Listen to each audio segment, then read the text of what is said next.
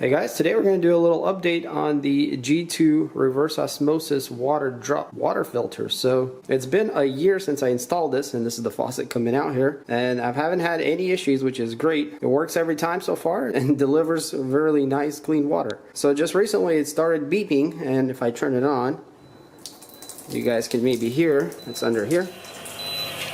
So we do have like a beeping sound, and there's a red light here on the carbon filter. So the carbon filter needs to be replaced. And turn that off. And so with this model you get two filters. You get carbon filter and you get the reverse osmosis filter here. So the carbon filter you have to replace about once a year, or I guess whenever it beeps at you, and for me it was actually right at a year. And the RO filter here shouldn't need replacement for about 2 years. So the great part about that is that the carbon filter is actually much cheaper than the other one. So this makes it quite a cheap maintenance for a couple years until you do have to replace that one. And here it says it's 12 months or about 1,100 gallons of water that it can process. So yeah, it comes in this box, comes very nicely packed in this soft foam, and there's the filter itself. We do also have some kind of instructions, looks like. Okay, it's the installation instructions, and it tells us what the model is, the G2 CF or carbon filter. So because of the way the G2 is made, it's actually a leak-free design, meaning if you pull out the filter, it's not just going to leak at you. So it should be as simple as just unscrewing it, pulling it out, and then putting the new one in. And then after that, all we got to do is reset the filter by holding the filter life reset indicator. Yeah, very simple process.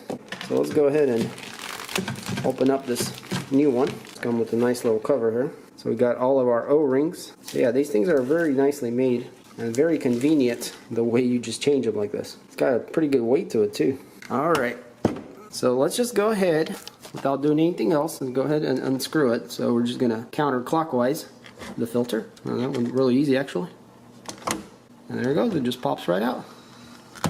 This thing's even more heavy, I guess it's got water in it. So there is a little bit of water obviously, but nothing serious, and nothing's coming out from there. So yeah, we'll grab the new one and insert it. It should go in about right here. A little dot right there, it should line up with the arrow here. So then we're just going to kind of wiggle it in while pushing it, and then turn it, and it should lock right in. And just like that. So yeah, pretty simple. Our filter is changed, and our old filter I guess we can dispose of. So let's go ahead and reset the filter life by holding this looks like touch capacitive button right here. So I'm just gonna hold it. So once you hear the beep, you can see it flashing. If you click it one time, you'll go to the other one. So you can reset either the RO filter or the CF. So we're resetting the CF, so let's go ahead and hold it some more. And there it goes. So once you keep holding it on the CF, it'll reset it. So now it's blue again. So yeah, it's simple as that. Not very hard. Now the only other thing left to do, and here on the manual it says, you want to run the new filter at least or about 5 minutes. So let's go ahead and turn it on. And you can see it's kind of losing pressure because the filter was empty.